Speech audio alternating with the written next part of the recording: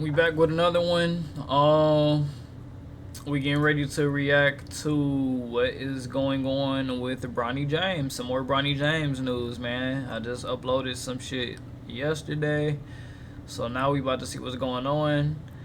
I had got information from my Bleacher Report saying that Bronny scored today's high in the draft combine scrimmage for day 2. It was 13 points. So we're going to watch that. It should be in these two ESPN videos that I have. The other one is pretty much LeBron was there with Rob Pelinka, and they were, of course, doing their little scouting. More so Rob Pelinka, since LeBron isn't helping with anything. And yeah, we about to see how that goes. I may have to, fix my camera again for you guys, depending on what the video is looking like. But let's get into this shit, man, and see what's going on.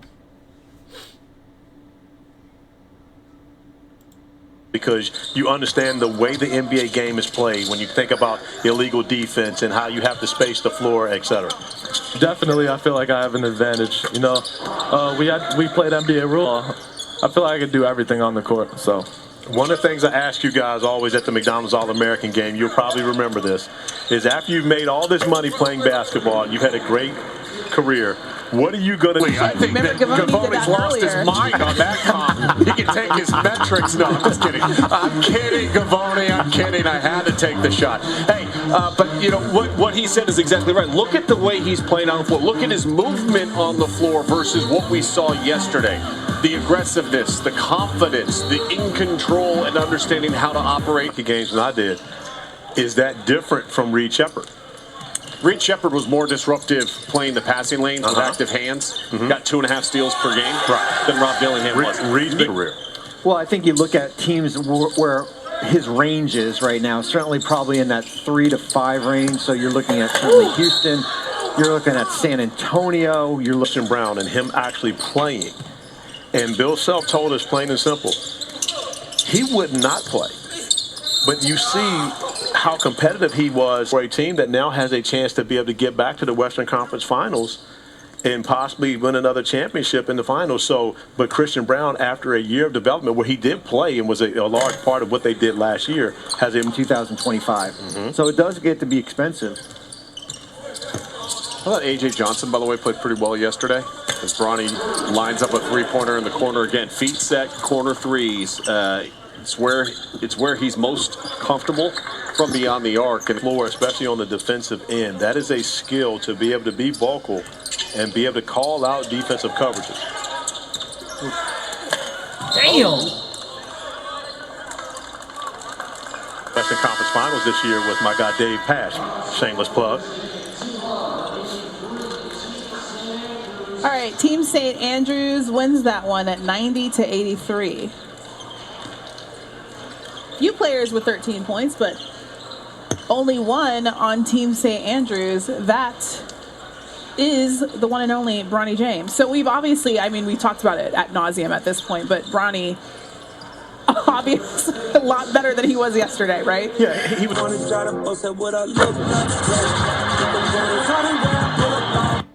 right, let's get this other video in Charlotte, and now he'll get an interview with the Lakers. They're going to move pretty methodically with this. James Borrego is a former head coach. He was in New Orleans this year, and he has been somebody who's certainly, has some history with Anthony Davis in New Orleans. And offensively, there was I feel like my camera in a way. Let me just. Real good sense about the impact he had with Zion Williamson this year with the Pelicans. And, we've talked about it also. Our colleague at ESPN, J.J. Redick, will be part of this process. There is LeBron James in the building, along with Savannah James, his wife. We've had a lot of conversations when it comes to head coaches.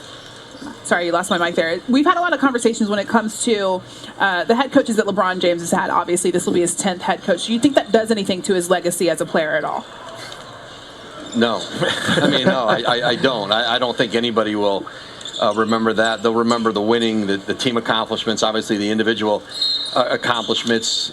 Listen, if you have LeBron James on your roster, expectations are extremely high. And so if you go a couple years without winning at a super high level, they're probably going to replace you. Even if you go to the Western Conference Finals like the Lakers did last year, you'll get replaced. And so I think you're seeing that in this league. Teams are cycling through coaches faster than ever. Coaches are making more. There's more at stake, and they're just going to keep moving through them, and change is a constant in this league now. How does this roster get to a point where when you look up at the Western Conference right now and you see the youth and you see the stars, how do the Lakers, even with LeBron, even with AD, move up that ladder and get back to the top of the Western Conference? It's not as simple as just hiring a coach, obviously.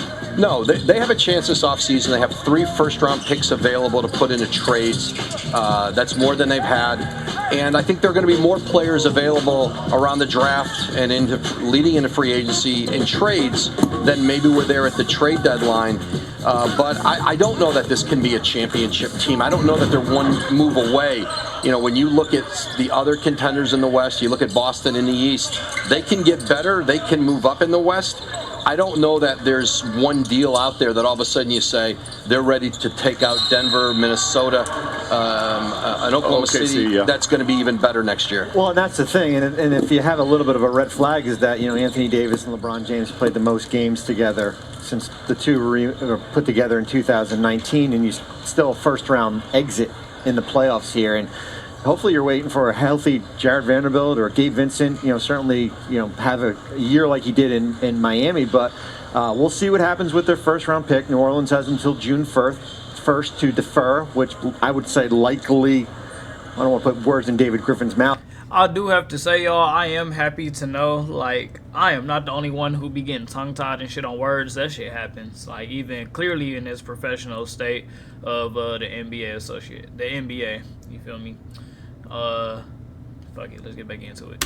Likely could happen here, and that gives them gives them the first round pick that they could potentially move, as well as those 2029 and 2031 first. I've said all along, I think D'Angelo Russell kind of controls a lot what will happen this offseason based on that $19 million player option that he has until June 29th here, and whether he opts in or whether he opts out, that could give them some additional flexibility.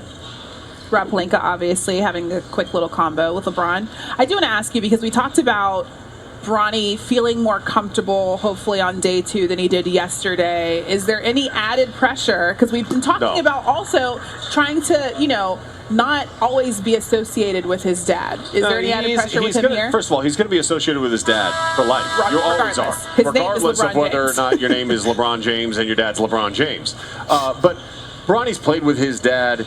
Go to the AAU line. His dad used to come out and dunk in warm-ups at times. You know, he at SC this year, he used to show up at games when the Lakers had an off night and they were at home. He would show up to the games and sit center court. So he's used to his dad being in the building. I don't think this adds anything more than what we've already seen. I mean, there's not a player in this venue that has more of a spotlight on them. Whether you want to...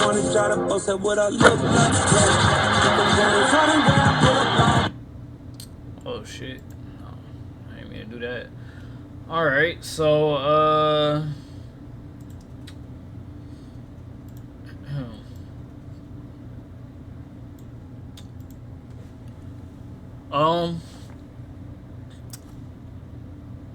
it's cool that they weren't specifically, in a sense, pointing out, even though I seen it in the news headlines, that, you know, Bronny had the highest in the scrimmage when it comes to points or whatever the case may be.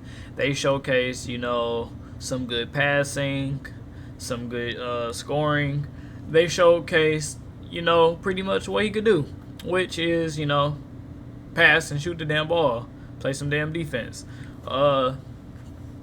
Clearly what all the NBA analysis, yeah, I'm gonna say the NBA analysis. Those people, you feel me? It wasn't no bashing or anything today. Yesterday definitely was different. And I guess with a whole lot of different companies where they, do reports or whatever the case may be, whether if it's like, they're actually live doing reports and talking about stuff or whatever the case may be with Bronny. Some people, at this point, I can't say it's even 50-50, but it's definitely to a point of like, you hear good, bad, happy, sad, you hear it all, and we're all just trying to figure out what the hell is gonna happen and what's going on. I'm actually going to throw in a little extra. I know Bronny had an interview yesterday, so we're going to look at that as well, because why not? So let's look at it and see what Bronny talking about. But yeah, just an open opportunity to showcase. And what will go into your decision process? Oh, hold on. Make sure my shit not in the way. Alright.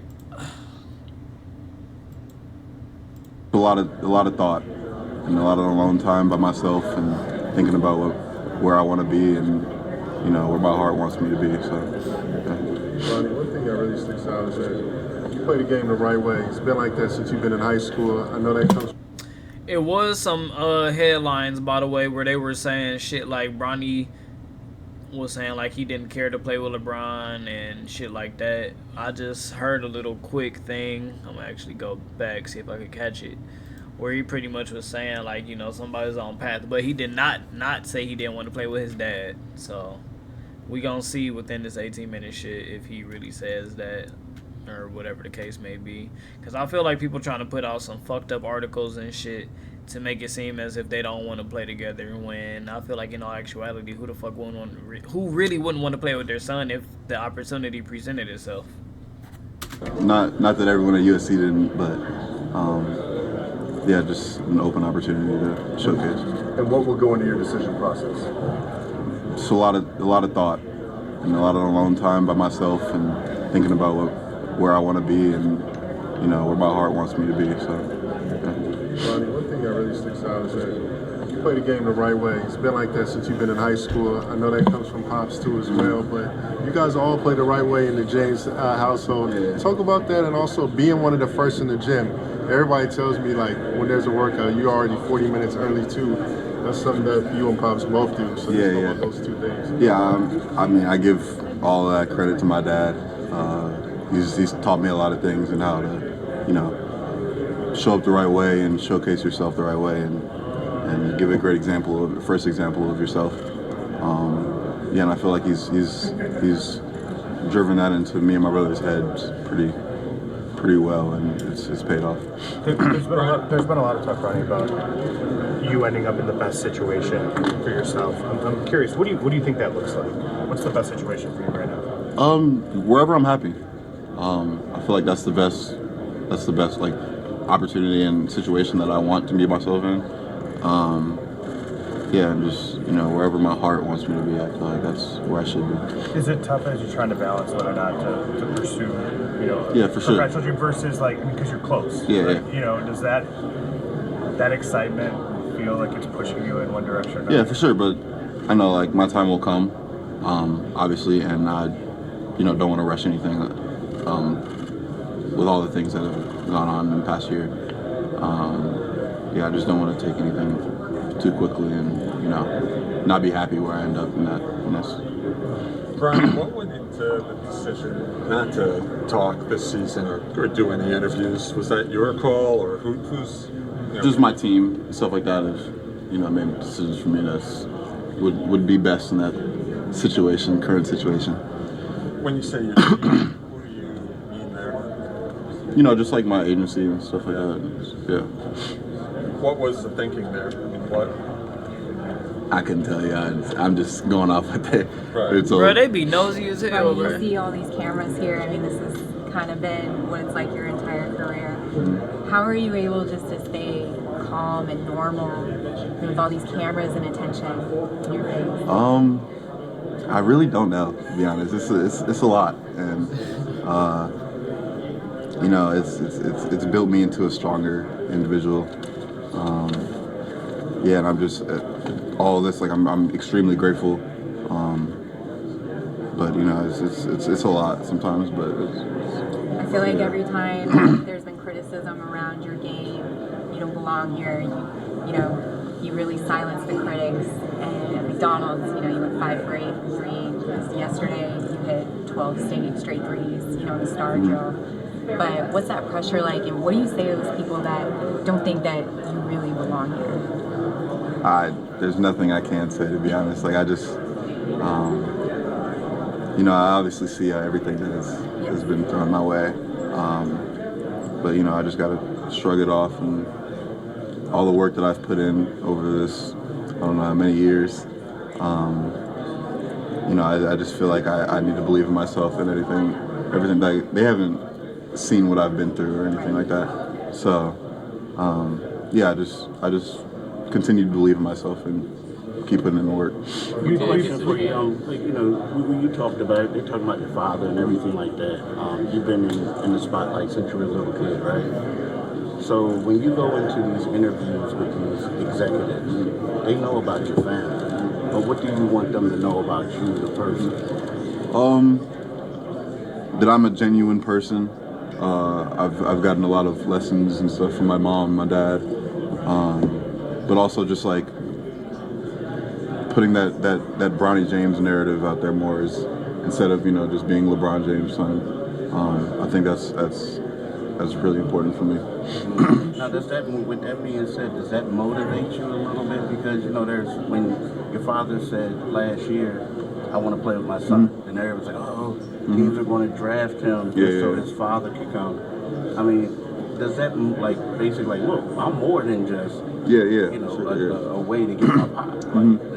Yeah, for sure. That's one of the many motivation factors that I go off of.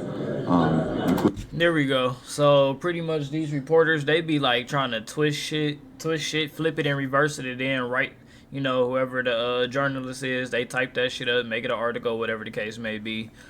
It's the reporter, and it's always been reporters and the journalists and shit who always be twisting shit, to be perfectly honest. If people do their research, they be twisting, flipping, and reversing shit, or just making it seem a little bit more crazier than what the actual person says. Because remember, they're the ones who's asking the questions, and then not only asking the question, but it's like they're already putting out their own answer of what they want to hear in a sense. And then it's up for the player technically to be like, oh, well, no, I didn't say that, but, this is how I feel about it, whatever the case may be. The reporter, the person who's asking the question and shit, he already pretty much was saying oh, well, how do you feel, with having that narrative of being LeBron's son? I know you wanted you can't just tell somebody I know you want to. Let him say I want to. You feel me? That's how that shit work. So yeah, they be flipping, twisting, and reversing shit. I don't like that. So yeah, while they up here trying to make these retarded articles and shit, saying that LeBron or Bronny was saying or whatever, they don't care to play together, stop this shit, man. Including all the negativity and hate that I received. But yeah, that's for sure one of the. Yeah. How did it feel to be out there on the court today, actually getting the scrimmage play games? How did it feel out there? Mm-hmm. How did you feel like you played? I feel like I played good. My job is just to play a role and play the right way, make sure I can get my teammates involved and stuff like that. But again, I was just super grateful for the opportunity to be out there. I felt like I should be out there. But yeah, I'm super grateful for everything. Ronnie, what would it mean if you did end up on the Lakers or wherever your dad ends up playing? What would that mean to you if you two ended up being on the same team? Obviously, it's been talked about for a long time. It's. I don't think I would just when I get there. I don't think it would just be They for sure was trying to get me crack that dad. smile, because I would be smiling. You got me fucked up. I would be happy about getting to the league instead of me thinking about playing with my dad. You're trying to be professional. But that's not my mindset right now at all. I'm just trying to put in the work and see where it takes me from there. See, he care about the professional aspect of this shit. He's not saying he don't care to play with his dad or nothing like that, but he trying to make it seem like he's putting it out there that's not my main focus. My main focus is getting there first, if anything. Honestly, that's what I'm taking. like a big thing about it. One time your dad was like, "Oh, it's like my dream to play with my son." But I don't know if like anybody had ever asked you, like, did you ever like dream about playing with your dad, like for you, or like what went to it from your perspective? No, never. You know, my dream has always just been to put my name out, make a name for myself, and of course, you know, get to the NBA, which is everyone's end goal that is here. And you know, I never thought about just playing with my dad, but of course he's brought it up a couple times. But yeah, I don't think about it much. How was your life thinking about the possibility that you... He said, I don't think about it. He said, I didn't want to. Yeah, I don't think about it. I didn't dream about it. But he didn't say he didn't want to. might not be able to play since it has been your dream for a long time. Did that ever enter into it? Yeah, it was a tough time for sure. But you know, all this work that I've put in, it just really built me into someone that will never give up. Bro. And He's shoving that bitch all in his it paid off face, because bro. I put in the work after that situation, and I'm back to where I want to be. Were there tough conversations about the possibility that it might not happen? Yeah. Well, when I was diagnosed, there was a whole bunch of like options where I could fall into, and yeah, hopefully, I mean, thankfully, it wasn't one of those options. So yeah, I'm just really thankful for that. Obviously, you're a very good player, which is why you're here. Probably alone among all of the guys here, you could potentially get drafted for reasons even beyond that. And there's almost a risk of, are you ready for that? Would you want to put out there that, hey, only draft me if you really think I'm good enough and not for all these other reasons, obviously because of your dad, or you're just like, hey, no, whatever gets me there, I'll get there? Yeah.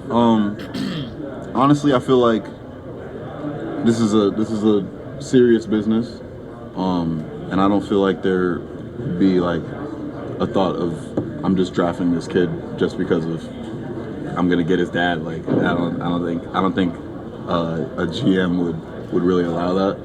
So I feel like a GM would think yeah, like that. I've never really thought about like, I think I've put in the work and I would get drafted because of the person, not only the player but the person that I am. I'm sorry, but I have to disagree, Bronny. I feel like my answer would have been like, you know what, that may be what they put out or whatever the case may be, but I know no, fuck that. I would say I would not be surprised if that is in the back of their heads. No disrespect. Respectfully, I'm saying I would not be surprised if that's in the back of their heads. But that just sounds a little bit cocky, but at the same time, that's just me being my fucking self. But hey, he being professional. Brian, when you dealt with what you dealt with over the summer, in the immediate aftermath, how did you handle that? Or something so scary for you? And I guess, when did you shake? I imagine fear was something you felt. Like, when did you shake fear? I'm still, it's still lingering. I feel like my parents were a big factor of, you know, believing in me and giving me the love and affection that I needed at that time. But yeah, I still think about everything that could happen. But you know, I just love the game so much that it just overpowers it. Do you think that affected at all how you played this year? Yeah, for sure. I was set back, but that's not an excuse. I have put in so many years of work, and yeah, I don't want to have anyone think that just because I had this issue that I'm lower than everyone else. So I feel like you slept on. I feel like defensively you're really good too. IQ's there, but what's the area you feel like in your game that's not talked about enough? I feel like my competitiveness and like the willing to win is like a big part of who I am. Also, just being a great teammate, a great coach's player. I feel like that'll take me a long way in this business. I'm sure you're used to you and your teammates. I mean, you've played alongside guys that are already in the NBA. Gamari was drafted last year. Zaire, BJ. How much confidence does that give you going into the NBA process and hopefully to the NBA? You know, I've played against those guys every day in practice. it definitely feels good that I have had a level of competition that, you know, like makes it to the league. But you know, those are my guys. I had so many days and nights in the gym with them. So yeah, it definitely motivates me to. Yeah. Ronnie, you're accustomed to this kind of attention. Is there pressure that comes with that the other guys in this room just can't know?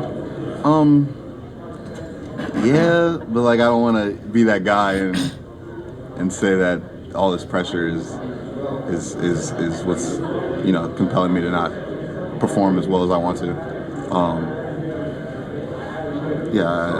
It's a lot, but it's something that I got to deal with because it is what it is. Is it something that you've learned how to deal with that maybe at one point you did not know the way you do now? Not really. It's been present basically my whole life. So, you know, I mean, the talking and stuff in the media has been pretty recent, but I feel like that all those years and present years have, you know, learned me to be better in these type of situations. You've talked about what you want to be as a player, a guy who makes his teammates better. But where do you feel you stand in your evolution to being a floor general who commands that level of respect from the defense? And what do you need to improve upon in your game to get to that?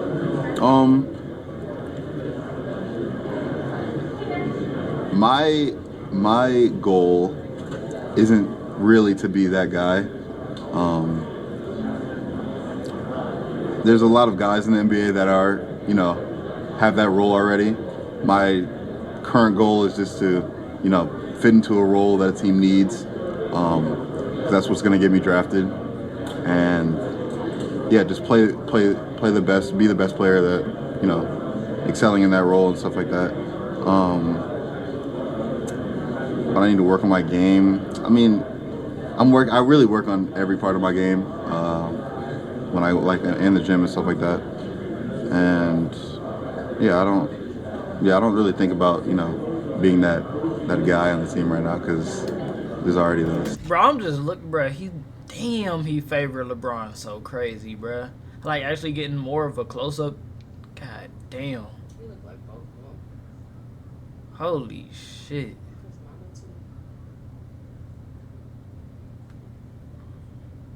Like, I see a whole lot of, oh my God, bro. I see a whole lot of, like, young LeBron right there. But the thing is, with young LeBron, he did not have facial hair like Bronny do.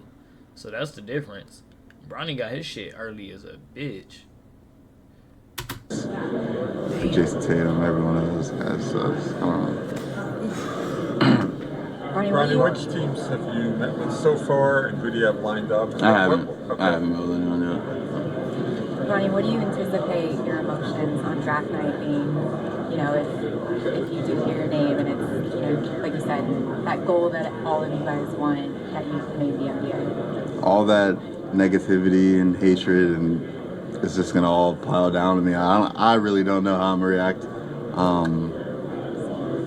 It's gonna be a lot for sure, for myself and my parents, because I know they're gonna, you know, be 10 times as much emotional than I am. LeBron might cry like it's the damn finals. Yeah, he will. But for clarity, so have you made a decision yet? No, he might. And again, LeBron is professional, so potentially for a pro process. You talked about guys that have that sort of like A1 role. Mm-hmm. Who are some of the guys that you look at around the NBA in roles and you say, okay, like maybe I can affect winning this one? Yeah, guys like Davion Mitchell, Drew Holiday, Derek White, just to name a few, like just guys that excel in their role and defensive niggas get good money and get good playing time from it, because they are, you know, locked into that role and know what they're supposed to do. So I feel like, you know, if I have a chance to do that, then you have a lot of narratives being tossed around you, about you. But what do you, Bronny James, want to persuade them? Everyone's heard this before. I just want to, you know, have people know my name is Bronny James and not being, you know, identified as just LeBron James' son. I feel like that would be a great end goal. What is it about like Derek White that really stands out to you when you're watching players around the league that you're like, okay, that's the one I have to emulate? just playing the right way. He just makes all the right plays, as well as Drew Holiday. And yeah, I feel like that's what I want myself to be, and I feel like that's what makes the coach happy. Two more, guys. Two more. Yeah. But is that more like your personality, though? Because, I mean, these are two guys who, like you said, I mean, they've been in the league for a while. They're very impactful. But they also are certain guys who, if you don't really follow basketball, they can go unnoticed. Yeah. You know what I mean? Yeah, I understand. Yeah, I mean, my personality is a, grateful guy, passionate for everyone. I'm just a good guy, and I feel like that's what I want my identity to be in the NBA. Whether it takes 1, 2 years, 3 years, I just want to find my role and excel at it and be happy while I'm doing it. Was that a conversation? I want to be Bronny James and stuff. Was that a conversation you ever had to have with your dad? Nah. Was that something that you guys kind of as a family? Here they go. Processes kind of. It was something that, I mean, Bronny was just a nickname that I was just given when I was younger.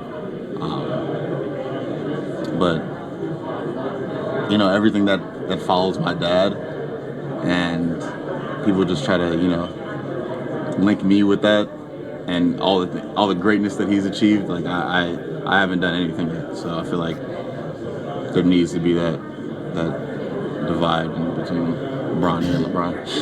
Thanks, Bronny. Appreciate you, man. Yep. Thank you.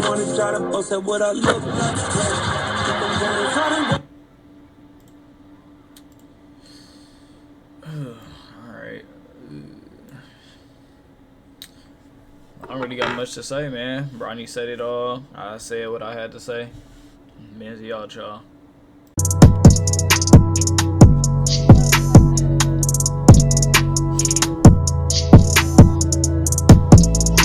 We was on the block, trying to cop, older niggas, trying to stop. How we living, they was giving nothing but blurry visions. You know niggas, we don't listen. We was hoeing, stopping visions. Now we missing all the gang 103rd lane.